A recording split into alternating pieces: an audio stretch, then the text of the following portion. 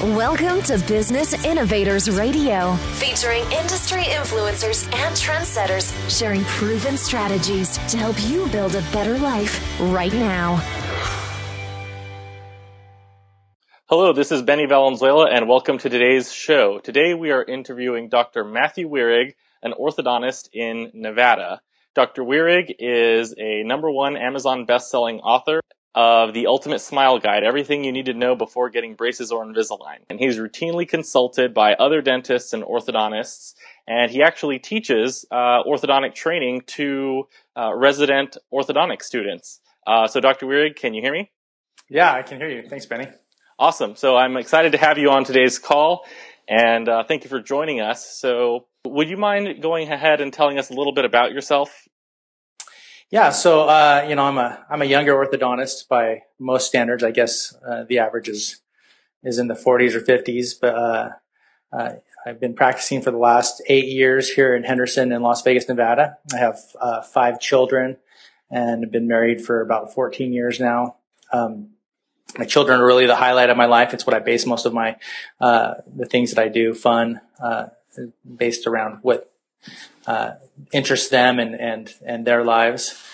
With my practice, we started out in the middle of the Great Recession in 2008 is when I finished my residency and hit pretty hard times pretty early on. And had I not learned to adapt to the new world, I would have failed miserably and had plenty of failures to begin with in those first couple of years. And, grew my practice. Now we have a pretty large practice by orthodontic standards. There's 3 doctors that work with me, and we, see a lot of cases, do a lot of orthodontics. Okay, awesome. And so what was it that got you started in orthodontics? Why did you get started in orthodontic treatment? I have this theme throughout my life where I try to always find something that I can be passionate about, something that I really can get behind. And I remember my first experience, my first interaction with orthodontics was as a child. In fact, my teeth were pretty straight, so I didn't even really need orthodontics that badly when I was growing up and never really thought about it. My parents never really even considered it for me. But my younger sister, when I was in high school, I was a senior, she was a freshman, and I noticed that she just was really having a struggle emotionally. And the reason why is because she had this tooth that kind of stuck out sideways, and whenever she'd smile, she would hide her face. She'd put her hand in front of her face. And you probably know or seen people like this, but, and the more aware I am, the more I realize that this is a common occurrence with a lot of people. But she would hide her face talking to faculty or staff members or to teachers or to friends. And it was pretty much this pretty horrible social handicap. And I'd introduced her to friends, and then she would just not really want to even talk to them because she'd be so embarrassed. And so I remember the change that occurred in her life when she got orthodontics and when she got that tooth straightened, how much of a 180 her life emotionally took. When she went from being this really shy, quiet, timid, scared person into being this social butterfly who was just outgoing and friendly and confident in herself. And I remember saying to myself when I was thinking about choosing a profession, I remember saying to myself, whatever I do, I want to choose a profession that has that type of impact on people. I want to choose something that really changes lives. And ultimately, I end up becoming an orthodontist. I attribute a lot to those first experiences, thinking about the impact that it has on people. Okay, yeah, that sounds that's a great story. Actually, so for me, I had a bad accident when I was younger, and I had a tooth that stuck out. If I smiled, it would poke people in the eye. And, Right. I grew up with that, and it was, it was emotionally kind of difficult. Every time I would smile, I would try not to show my teeth, and I would just grin because I had this one tooth that was just, and I did get made fun of for a little bit for that. So, I can definitely relate to maybe what your sister might have gone through. So, let's go ahead and move into, what are some things that parents and patients should know before getting orthodontic treatment? I know there are some dentists that offer orthodontic treatment. There are a lot of types of orthodontists who have different views on treatment. So what are some things that parents and patients should be looking for before getting braces or Invisalign? Yeah, so I think the first thing that people should be aware of is who is performing the treatment, because you'll hear a lot of people offer services for straightening teeth. even I've heard of online, sales things where people will sell magic retainers that you buy and then it'll fix your teeth. And so you need to be aware of the credentials and of the skills of the person actually doing the straightening. What orthodontists are is orthodontic, and that's what I am, is a doctor who had to become a dentist first. So I went through dental school just like a normal dentist and became a dentist, but then orthodontists receive additional training, usually 2 to 3 years, most are around 3 years now, of additional training beyond dental school, where you're completely focused on treating patients and only treating those orthodontic cases. So pretty much all you do is straighten teeth. And then when you graduate from that residency and become licensed, you're only licensed to then practice in orthodontics and only straighten teeth. So even though I've done fillings in my life before when I was in dental school and right after, all I can do now because of my license and because of my training is to straighten teeth. So I straightened thousands of people's teeth and had a lot of experience doing that. Dentists are allowed to do orthodontics, and they're allowed to do it with what their skill set is. But most dentists don't either receive very little to no training, or will get maybe a weekend's course in straightening teeth. So it's very limited, the amount of training and time that they give to learning how to do it. And then they'll maybe do a couple cases a year, whereas we're doing thousands of cases. So a lot of times we can provide the same treatment actually more affordably and faster with better results than you'd get if you receive it from a general dentist. Okay, that's kind of counterintuitive. You would think that, the orthodontist would necessarily have to charge a whole bunch more. But orthodontists are used to doing this and their practice is organized around it. So you can operate more efficiently for the patient in terms of, I'm guessing, appointments and then treatment times. Absolutely. I think the average appointment at an orthodontic office is probably in 15, 20 minutes. Whereas I know of dentists, when they do orthodontics, it tends to be hour or more per appointment. Oh, wow. So it's just because we're really efficient in how we do it. Right. That's awesome. Okay. So it's a big time saver to just go with an orthodontist. Okay. Excellent. So what are some other things that what are some other criteria we should consider when getting braces or Invisalign? Well, you should kind of know what your values are. So there's different types of treatment. Mainly the two main ways people treat nowadays are with braces or Invisalign. Invisalign being a clear aligner that moves your teeth, and braces being the metal brackets that we see on TV of kids in high school wearing on their teeth as well. Both do a wonderful job of moving teeth. Both are tools to move teeth. And really, a good orthodontist should have the same goals and the same standards for their results, regardless of what tool they're using. A lot of times I'll have patients come in and they'll ask, well, isn't this better or that better? And really, we're trying to achieve the same goals and results regardless of what we're using, braces or Invisalign. So,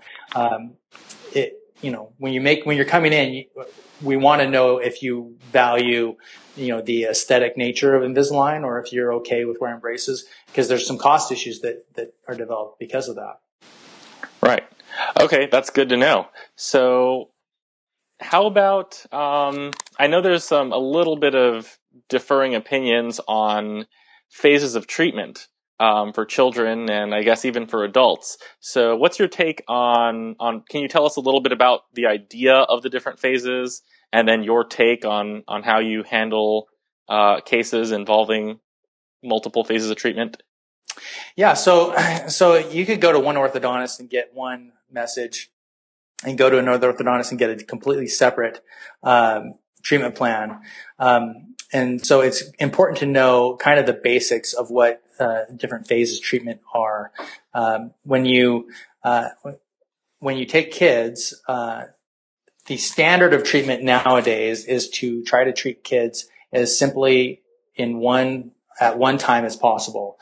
And in the past, there had been a movement to treat kids twice, where you have braces on them age 7 to 8, 9 years old, take them off, and then put braces back on again at 12 or 13. And that's kind of an older method of doing it. The newest research supports not doing it that way, but to wait until the kids are around 12 or 13 years old and then doing the braces at that time. The decisions that we try to make in my practice is we try to base all of our decisions based off of the most current research and what the general consensus is among the profession.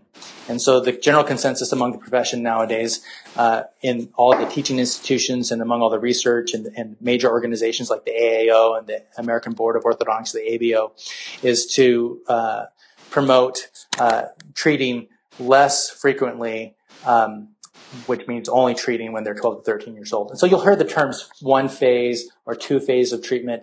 That was the old way. And the new way is more just treating what we call comprehensive orthodontics, which is basically having braces at the age of 12 to 13. Okay. 14 years old. So why is it that maybe some orthodontists would still recommend 2 phases? I think sometimes orthodontists are just reluctant to change. It's you do something well and it works pretty good. It just seems like it's, why should you change your whole method of doing things your whole life? We try not to make those personal judgments in our practice. Our judgments are based off of what the current research says, trying to make the decisions. The nice thing about that is we're backed up by the research so that things are more predictable when you do it that way. There's some distinct advantages for families too. It's just more affordable to only treat one time. It's less wear and tear on each child to only treat one time. I honestly, I love that the research supports it because I just think it's better for families and better for kids to only treat one time rather than twice. Now there are times when things are really bad, which is about 1 in 10 kids, where we do what's called an interceptive phase where we have to jump in and manage something that's causing some damage and maybe put an expander in or some type of other device. But really having full braces twice isn't necessary. It's just overkill. Okay, good to know. And so you've mentioned before that there are some technological advancements going on in the orthodontic field. Could you talk a little bit about those and how you determine which methods to use for the benefit of patients? Yeah, absolutely. So, it's a really exciting time in orthodontics. When I first went to dental school and to ortho school, and in fact, throughout growing up, I never had braces for myself. I kind of a wimp, and I wanted to have that change for other people, but I really didn't. My top teeth were perfectly straight to begin with, and I just had some minor crowding in the bottom teeth, and so I didn't really feel like it was necessary for me to go through that process. And just a couple of years ago, we've had some major advances in orthodontics. Invisalign's a major advance. It is really an awesome tool now in moving teeth. And then there were some other advances. One's called Propel, which is a way to stimulate the bone around your teeth to enhance the movement of your teeth. And then another way is called Accellident, which is a special type of vibrating device that helps your teeth move faster as well. So when all these things came out just a little over 2 years ago, I realized, man, this is the perfect time to do braces. Like you have the comfort and the aesthetics of Invisalign. You have the speed of Accellident and Propel. Like this, if I was going to do it, and I'd been waiting forever to do it, I thought this is the perfect time to do it. So I decided to do all those treatments on myself, to kind of see how well they work together.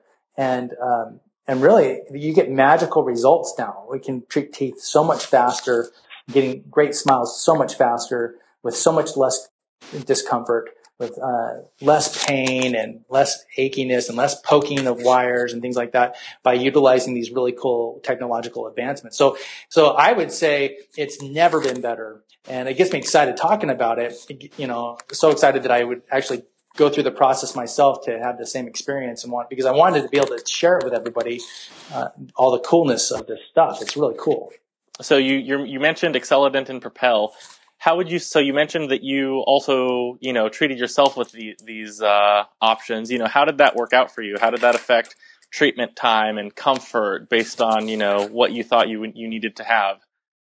Yeah, so absolutely. That's a good question. I wanted to do all of the treatments at the same time, and there had never been a study done on all the different treatments at the same time. So I didn't want to do them on a patient, but I was willing to do them on myself and kind of see what happened. So I combined all three of those things, Invisalign, Accellident, Propel, and did them on myself. In fact, it's kind of funny because Propel is kind of a surgical procedure where you stimulate the bone around the teeth.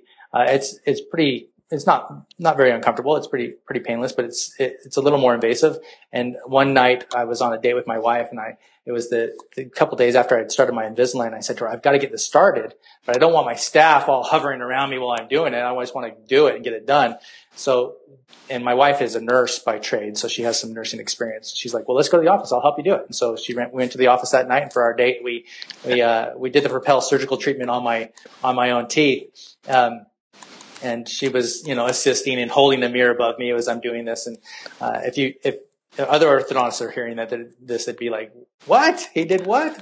But I wanted to have that experience because I wanted to know what I'm going through. I wanted to know how uncomfortable it was. I wanted to know what it felt like. I wanted to know, all the little nuances of the Invisalign tray, and if it would bother me here or there, or what it felt like to talk, or what it felt like to go out and about. And I wanted to have that experience. My normal case would have taken 12 to 15 months. If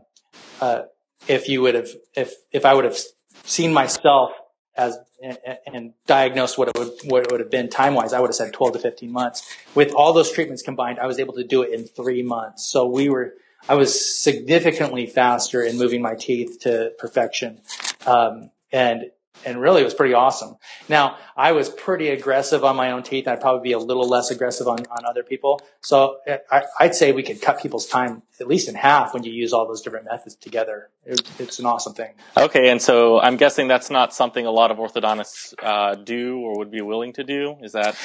Well, it requires additional training, and it requires additional time and effort to really learn what it is. And I think as people, orthodontists are just people, and we naturally just get in the routine of things. And so you'll find some that do, not a ton, but some do. And it's the ones that are out there getting the additional education and trying really hard to be at the forefront of things. And, I even went so far as to document every day and journal out every single thing, like my pain and what I was feeling and all these different things. And even though there was so little pain, I just wanted to document the levels of it because I wanted to be able to have that as a resource so I could go back and teach other doctors the same type of technique using all three different methods. So, I think that, we're in our practice just really motivated at always being at the forefront.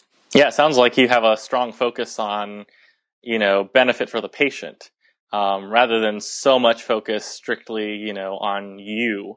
What are some other ways that you focus on the benefits for patients?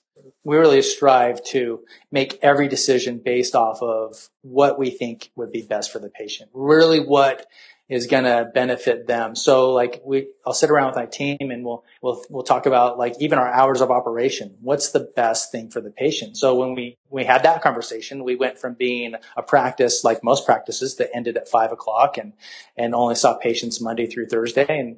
And instead, when we decided we got to do what's best for the patient, now we're seeing patients on Saturdays. Now we're seeing patients as early as 7 a.m. Now we're seeing patients as late as 7 p.m. because really it's what's best for our patients. And, we made that decision because we're trying to strive to do what's best for our patients. So as far as convenience, that's what we want to do. The other thing is just what we talked about. We want to be able to offer the best treatments that there are and the most current treatments, the most current advice, the best orthodontic advice that you're going to get anywhere. So each of the doctors that work with me and myself, all of us teach at different residencies here, which are teaching dentists to become specialists. And so we go out of our way to do that. And a lot of us do that unpaid just because we want to have that extra experience and education for ourselves so that we can be the best that we can be. I find for me, as I go out and I'm teaching these other doctors, I find myself studying harder to master the material that's out there in the world so that I can be the best representative to them. And it makes me a better doctor because of it. Okay, well, that's excellent. That's good to know. And I actually didn't know that, orthodontists could take unpaid positions like that. I thought it was, part of a deal you set up with the school. So that's excellent. So you're helping patients and you're helping upcoming orthodontists and keeping them up to date on the latest advancements in orthodontic technology. I kind of would rather be unpaid because I do it for the other benefits. I like the interaction with the residents. I like teaching them. I like spending the time with them. But if they paid me, they would control more of what I teach. I actually get to control what I teach. Oh. So I have a little more flexibility by doing it that way. Whereas if I was a paid position, they have pretty much control over what you do. Okay, excellent. So it sounds like, to wrap up here, so for parents who are considering orthodontic treatment or adults who are considering it for themselves, you really want to work with a specialist, is a big thing because it's what you do every day, all day with, hundreds and thousands of patients, whereas with a general dentist, that's not so much the case.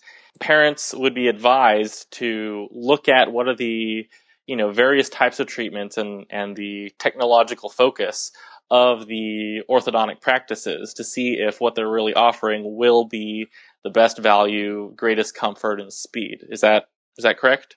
Yeah, definitely. And then you need to have a personal comfort just with the person themselves, that they're doing what's best for you and they have your best interest in heart. And so when you meet with an orthodontist, you need to click with them a little bit. You need to feel like they need to be able to look you in the eye, and you need to have that personal connection, because it's important to have that when you're going through discomfort or when your teeth are being straightened and the process can, may get frustrating here or there. You want to be able to know that they have your back. Okay, sounds good. So, what would you say? You've been doing this for several years now. What inspires you to do what you do every day? Oh, that's I love that question. And we've developed an acronym in our practice. It's actually the word PIE, P-I-E. It's an acronym for positive impact on everyone. And there was a point where in my career where I would come to work and it was just work, and I wasn't as passionate about it. And so we've refocused our effort on just having impact on other people, and really that makes it fun for me. It makes it a lot more fun for me. In fact, yesterday there was a patient that got their braces off, and when the patient came back to get his retainers, he's actually an older gentleman, probably in his late 40s, early 50s, got his braces off, and I looked him in the eye and I said, "Hey, how do you feel about your smile? When you look in the mirror, how do you feel about it?" And he just lit up and said, "This was the best thing I ever did. I wish I would have done this years ago. I can't believe I waited this long. This has been such a good thing for me, and I love the way I look." When you hear those type of comments and you talk to people honestly, we see that every single day, it really lights me up. Like, that's a positive impact. Our practice has a positive impact on other people. Just as a business owner, I want to have a positive impact on my employees as well. I want to have a positive impact on my family and on my kids. And so, again, we have this pie concept. We do everything with pie in our office. We have pies all over the place, pie pictures everywhere. We're building a new office and it's going to be pie themed. There's going to be chandeliers that have forks and spoons and things like that, and pie stuff everywhere. So we're embracing this concept because I want the experience when you come to our practice to be more than just receiving straight teeth. I want you to have the understanding that the straight teeth also gives you the chance to have impact on other people. When it's funny, when you smile, there are actual chemicals that fire in your brain that bring you happiness. And so just the act of doing that brings more happiness. And when you smile and someone else sees a smile, that is contagious, and it causes the same thing to happen. So when you smile, you're bringing happiness to other people around you. You're bringing more happiness to yourself. So really, you can't undersell the awesomeness of straightening teeth. It really is a great business to be in. I love it. And I love that we can have some impact in our community. Excellent. That sounds great. If someone wants to get more information from you, where would they go to find that?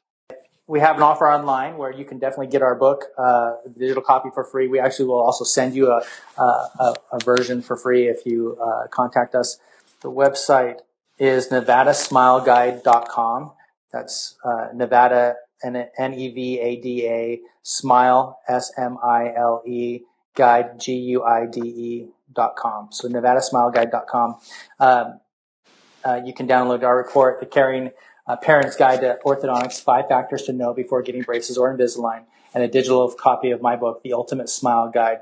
We'll be happy to send those to you, and good information for anyone who's looking to get orthodontics. We've written tons of stuff about insurance in there, tons of stuff about different types of braces and Invisalign, tons of information on even how to take care of your teeth once you have them. So.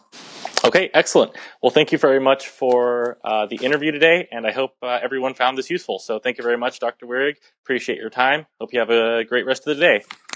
Thanks. Thanks for listening to Business Innovators Radio. To hear all episodes featuring leading industry influencers and trendsetters, visit us online at businessinnovatorsradio.com today.